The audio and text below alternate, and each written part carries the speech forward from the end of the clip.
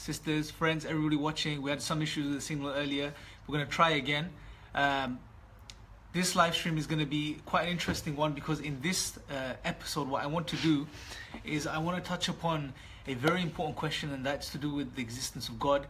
Anyone on a spiritual journey always has the questions about who God is. What's my relationship with God? And I want to really touch upon this today. And the way I want to address this is from a few different angles, but I want to go to the Quran and share a very beautiful small chapter with you guys today, through which all of the questions someone on a spiritual journey would have about God will be answered, right? So I want to do that for you guys today. I also want to make sure that we have a very clear understanding of who God is today, right?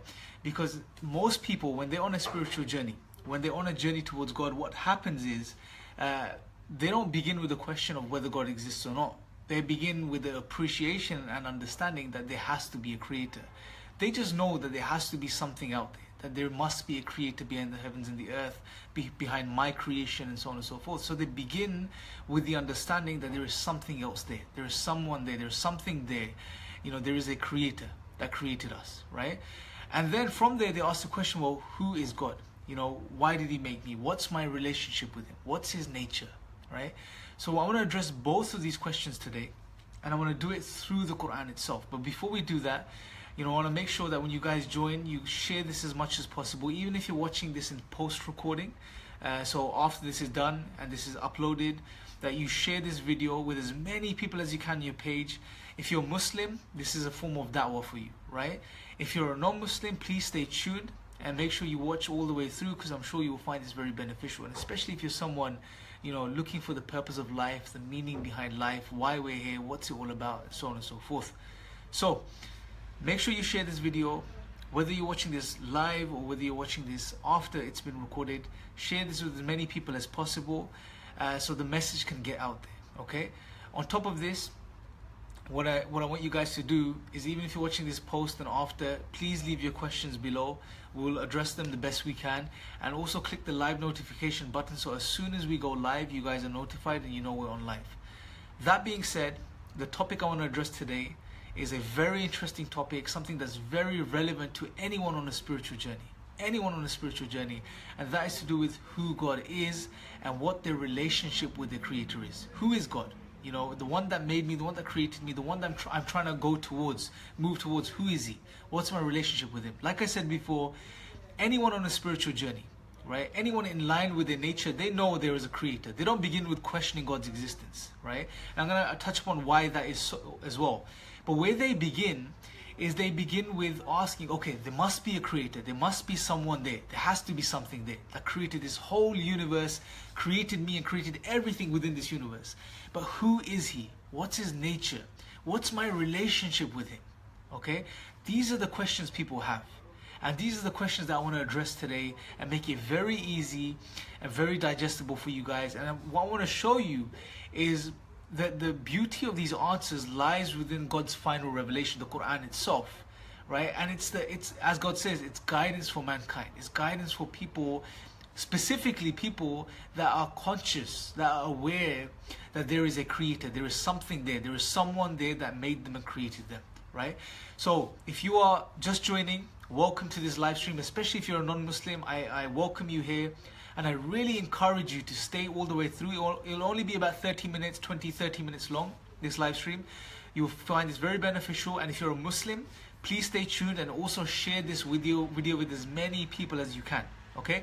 Share this with your live friends on your Facebook page, especially your non-Muslim friends on your page, or not yet Muslim, or if you want to call it people from other faith backgrounds and groups.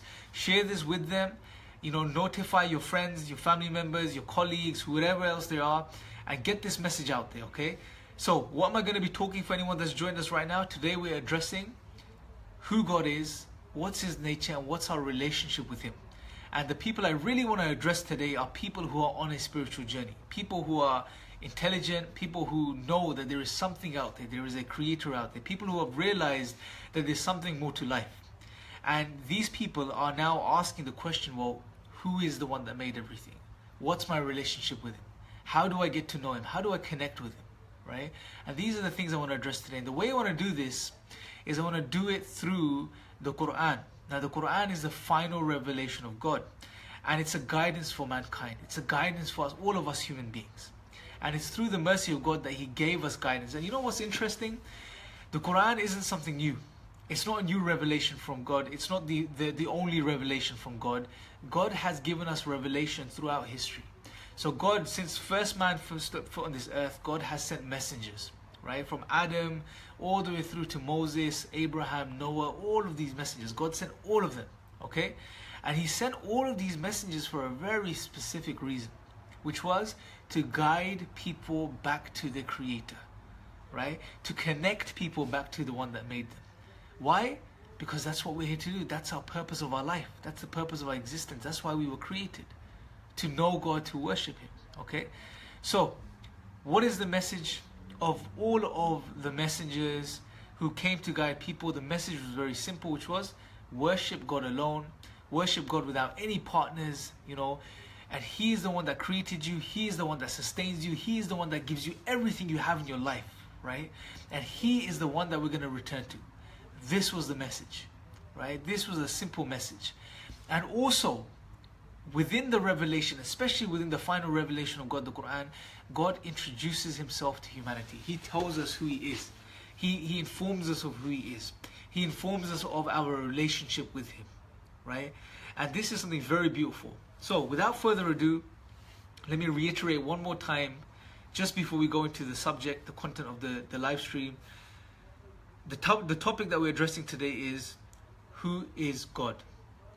And the main focal audience that I'm really speaking to today are people who are on a spiritual journey, people who are looking for the answers to the questions of life, people who are looking to understand who God is, their Creator is, and what their relationship with Him is, okay? And what I want to do today is to get you to really connect with who Allah, who God is, what's His nature, and what our relationship with Him is. So the way I want to do this is I want to touch upon a very powerful chapter of the Quran, which is the 112th chapter of the Quran. And it's a very short chapter.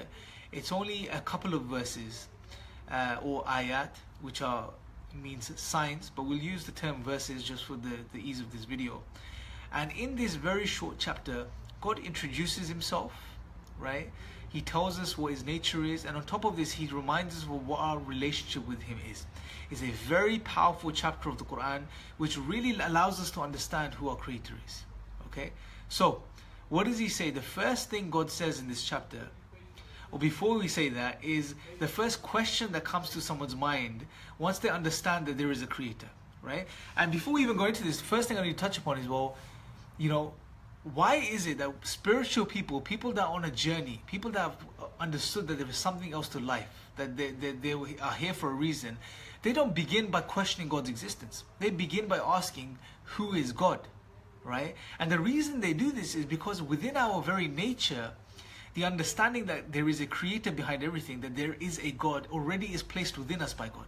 It's a part of our fitra, which is our nature, our first nature. As human beings, we have a natural disposition, and our nature, already implanted within our nature, is the knowledge of God.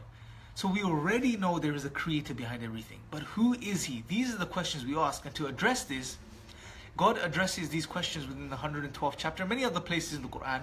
But specifically in the 112th chapter, God gives us a very beautiful summary of who He is and what our relationship with Him is.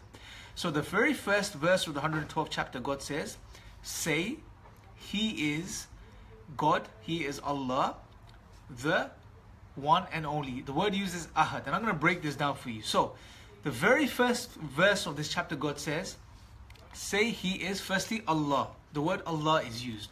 Now, many people think that this just means Allah is just a translation for God in Arabic. But this is not the case, because Allah means, or many of the scholars have told us that Allah means, it comes from the root al-ilah, which means He is the deity. He is the only deity worthy of worship. The only God, the only true Creator, Allah, right? So God says in the very beginning of this chapter, He is Allah, which means the deity. Who is what? God says He is ahad. Now the word used ahad, it means one, but it doesn't only mean one. So God is one, but He is uniquely one. He is the only one. There is no other except Him, right? So there is no other deity or being except Him. He is one without the other. He's one without a second or a third or a fourth. There is only Him. He is the only one. He is the only one, right? So really understand this, brothers, sisters, and friends, that there is no other creator. God is telling us very clearly in the beginning, the first verse of this chapter, that He is Allah who is one, uniquely one. There is no other except Him. Okay, so what you'll also realize is that when you read the Quran, you understand what God is saying. It's in line with our nature, right? Because the Quran is in line with human nature, because God is the one who revealed the Quran, and God is the one that created human nature. So they're bound to come together. They're bound to fit like two pieces of the puzzle, and that's what we see. So when God says, say, He is Allah, which is the only deity worthy of worship, and He is uniquely one. There is no other. This one you can't break into parts. You can't say He is one, but He's three in one, like the Christians say, or there's three parts to the one God. No, He is uniquely one that you can't break or divide or pull apart in any way, shape, or form, right? So when we understand this, we realize that our Creator, our God, He's one. There is no other. There is no 3 gods or 4 gods or 5 gods or 10 gods or 15 gods. You know, there is no man God and spirit God and father God. No, there is only one Creator. And He is unlike anything you can imagine, as He says in another part of the Quran. Right? So we can't imagine Him, but He is uniquely one. Then He says that He is, the word used is Samad, right? And normally the way it's translated is that God says that He is the absolute, the eternal. But this word also means that He is perfect. He is without need. He doesn't need anything. He's independent. He is unaffected by anything in His creation. Nothing can reach Him. Nothing can affect Him. Nothing can taint Him. Nothing can, mess with God in any way, shape, or form. He is perfect. He is completely independent. He is completely free of any type of need. He doesn't need anything or anyone. He doesn't need His creation, right? And what this verse does, and also this means that everything within creation is dependent upon Him. Now what this verse does, it answers another very important question that people have. Well, okay, God created me. God is one. But why does He need me to worship Him? Right? We see this question emerge a lot within people that are searching and are on a spiritual journey. And even many atheists, or the sincere amongst them that are really asking the true questions, they're sincerely inquiring about the existence and the purpose of their life. They ask the question, well, okay, God exists, fine. God is one, that makes sense, fine. Okay, all of this is fine up until now, but the next question they ask is, well, why does God want me to worship Him? Why is God needy? Why does God want me? Why does God need me? But this second verse of the 112th chapter, what it does is it clarifies this. When God says He is as-Samad, He is free of need, He's independent, He's perfect, He's absolute in every way, shape, or form. And everything within creation, including us human beings, we are in need of Him. So this turns the tables. This makes us understand reality, which is that God doesn't need us, we need Him. We are in absolute need of God, right? We are completely dependent. And if we really think about it, we'll understand this. If we don't get food, we will die. If we don't drink water for a couple of days, we will die, right? So we are in constant need. We are not maintaining our heartbeat. We are not maintaining our eyesight or our hearing or any of these things. We're not in control of these things. Every part, every facet of our existence is dependent upon our Creator, upon God. All of us, every single one of us, we are completely dependent upon God. Everything within creation is dependent upon God, without fail. We need God.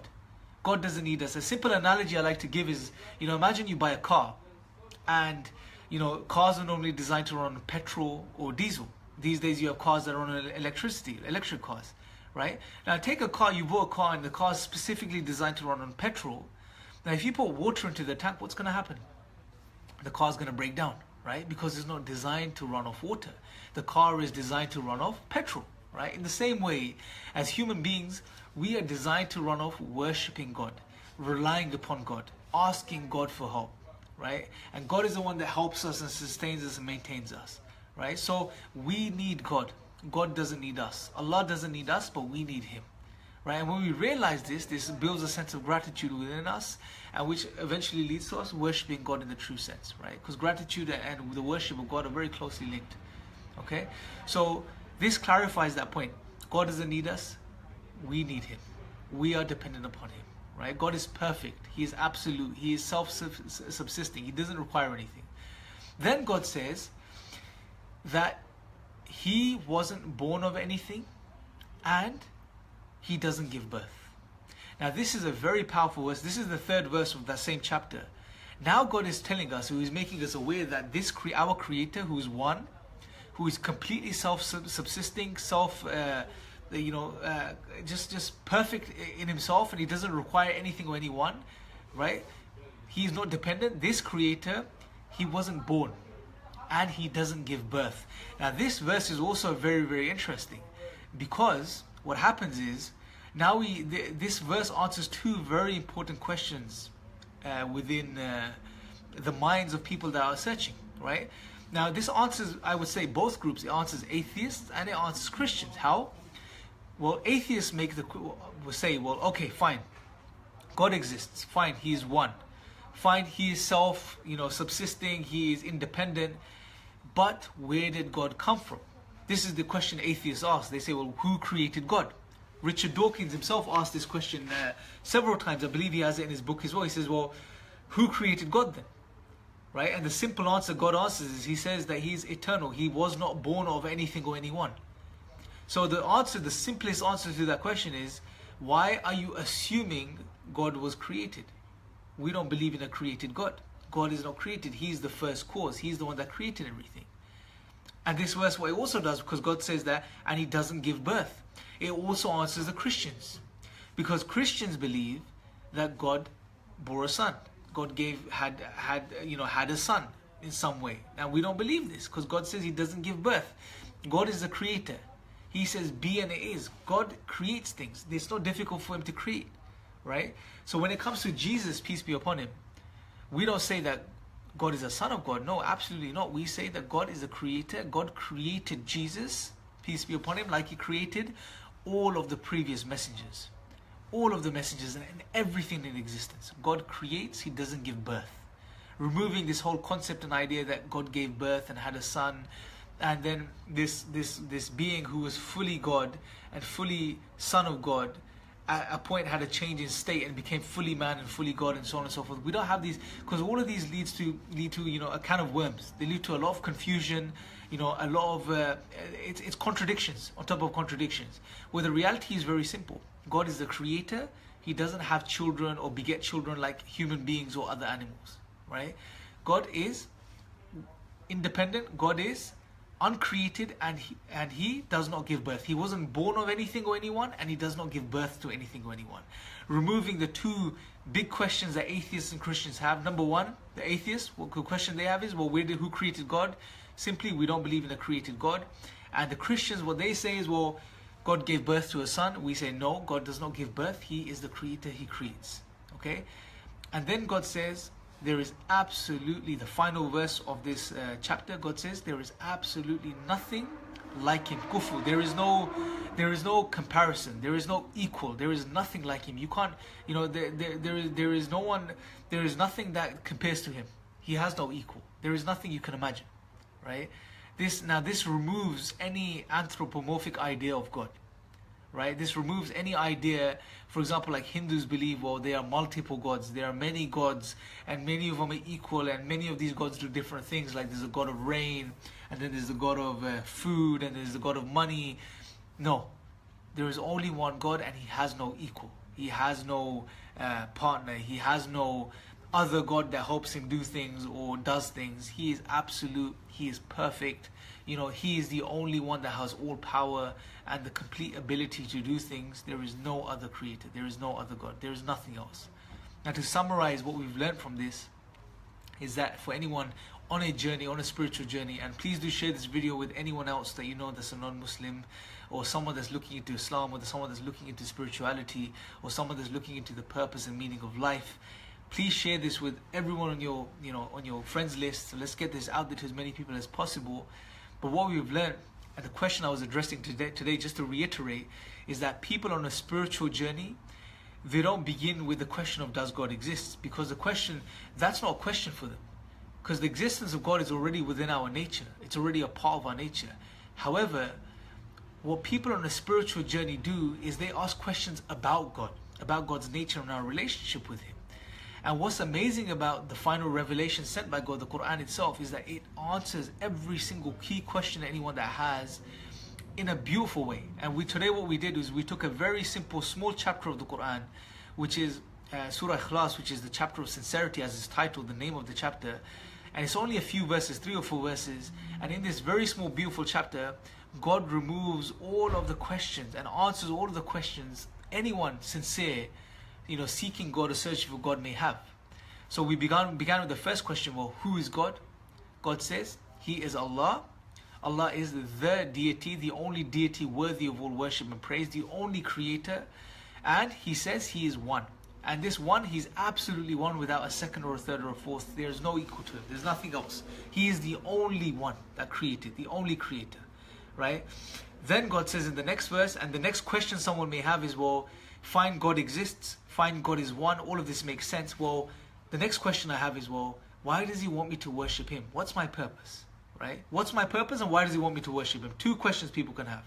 Both are answered in the next verse where God says that He is As-Samad. And we said that this word means He obviously is absolute and He's eternal, but He is perfect. He is fully, He is self-subsisting. He doesn't require anything or anyone. He is completely independent. Perfect. He is not touched by His creation. He doesn't need His creation in any way, shape or form. He is completely independent, but all of creation, including us human beings, we are fully dependent on Him. We are fully in need of Him. Right? We require Him in every moment and second of our lives, whether we understand it and are aware of it or we are not aware of it. Right? And what this does is this answers both these questions, which is, what's our relationship with Him? He is the master, we are the slave.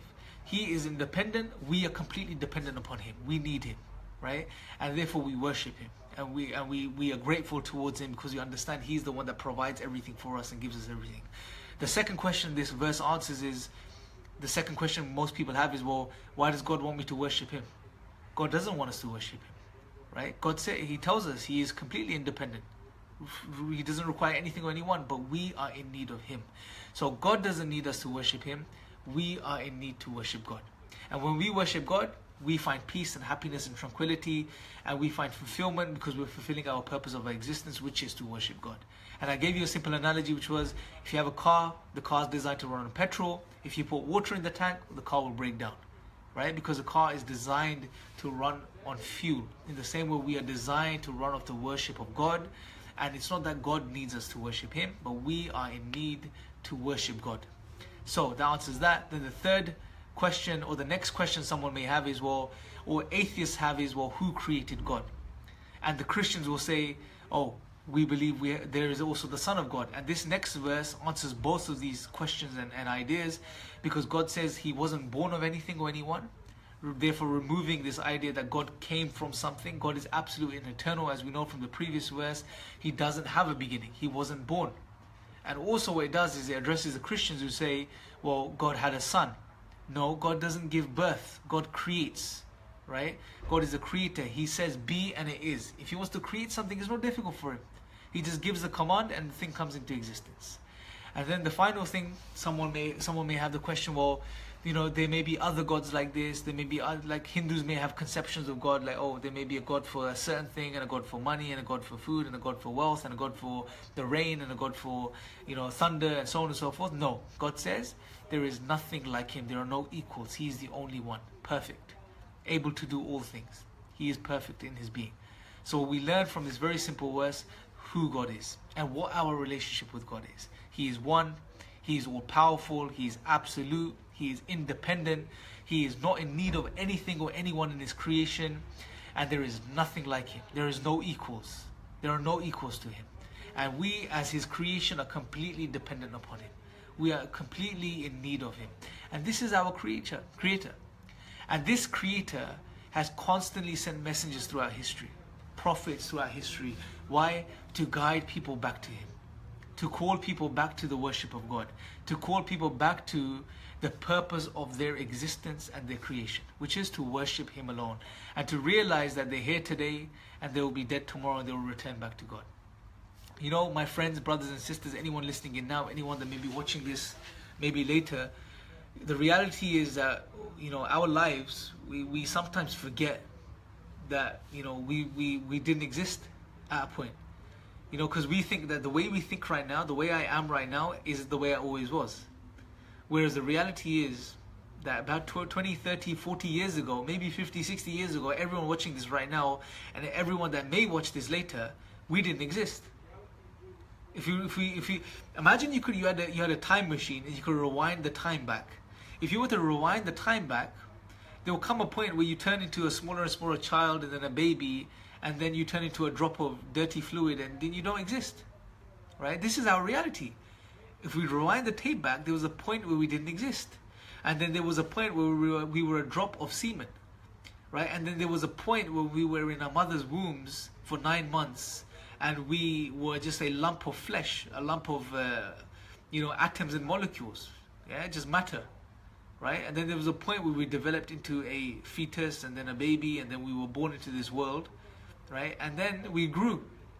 But unfortunately, as human beings, we get so distracted in this life that we just think we were always like the way we are today. But the reality is no. We were nothing at a point. And another reality is that we are moving towards a time where we will become nothing physically. We will die. We will enter our graves. Most people don't like thinking about this. Right? And this is human existence. The human condition is sandwiched between these two realities. That is, we come from something dirty, which is a despised little dirty fluid, semen, and we go into something dirty, which is the ground, the earth, mud. Right? But the sad thing is, as human beings, just because we are at this middle stage right now between these two realities, we somehow become so arrogant and so full of ourselves that we start to think that we don't need God anymore, that we are independent, we don't require Him. We start to challenge God, right? But the people that are on a spiritual journey, that have had an awakening, they know there is more to life. They realize this. There are people who have considered and thought about where they came from and where they're going. You know, and this is why God says in the Quran that, you know, that He created. This is just one verse. There are many verses like this. God says that He created us from a drop of despised fluid, right? And almost instantly, this creation stands in front of God as a challenger. We start challenging God. We start questioning God. We start trying to argue against God's existence and do all of these things. When we don't stop and think, the brain and the mind that we're using to challenge God, where did that come from? There was a point where we couldn't think like this. There was a point where we couldn't reason like this. There was a point where we didn't even exist. And there's going to come a time and a point where we don't exist. So why have we become so arrogant at this point, this middle point, this juncture in our lives? Why have we become so arrogant at this point? The most rational thing to do is to realize where we come from and where we're going and to turn back to our Creator. The one that made us, the one that sustains us, and the one that gives us life and everything. You know, and if we really think about it, God tells us, just to give us another perspective, change in perspective, God tells us in the Quran that everything in existence, everything around us, every single thing around you right now is constantly worshipping and praising and glorifying God. Constantly doing this. If we think about it, every atom and every cell of everything that exists is constantly glorifying God. Constantly maintaining the glorification of God. Since the time it was created till the time it will exist.